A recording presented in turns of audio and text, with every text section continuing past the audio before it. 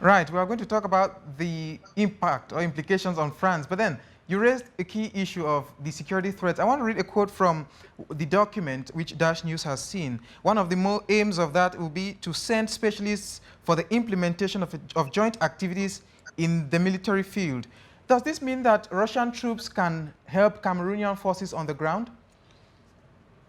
Yes, I mean it could mean that. It could also mean that this, of course, these kind of agreements are based on mutual agreement. That means at the time of such a need for a deployment, both countries would agree on the terms. Now, whether that would mean Russian boots on ground, that's a separate issue. That has to be determined by both countries and in the circumstances that those troops are required. We've seen that there have been talks of training, exchange of perhaps visits between both countries, and that's from a military perspective.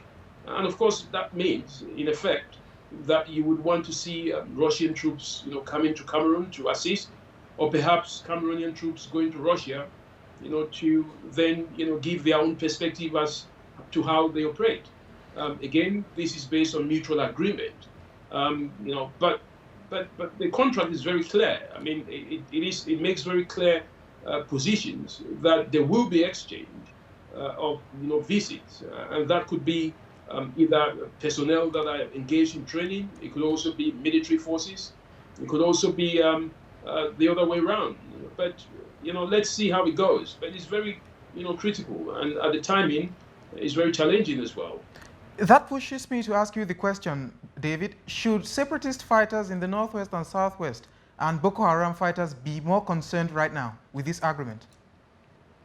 I think what is very clear when it comes to conventional warfare or conventional capacity is that it has a very different impact. If you fight in an insurgency, Boko Haram is an insurgency. The Anglophone crisis is also an insurgency. It's not a conventional force against a conventional enemy. So it all depends on the kind of strategy.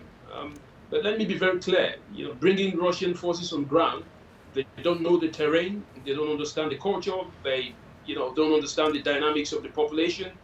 They too have to be able to win the hearts and minds of the local population in order for them to make any difference. So it's not just about the question of might is right in warfare. It's all about, culture eats strategy for breakfast.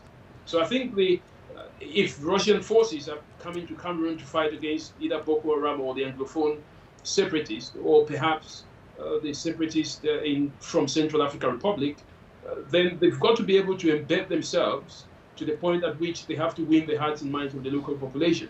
It's not just because you have the weapons. It doesn't mean that you win the war. So it's down to strategy, I have to say.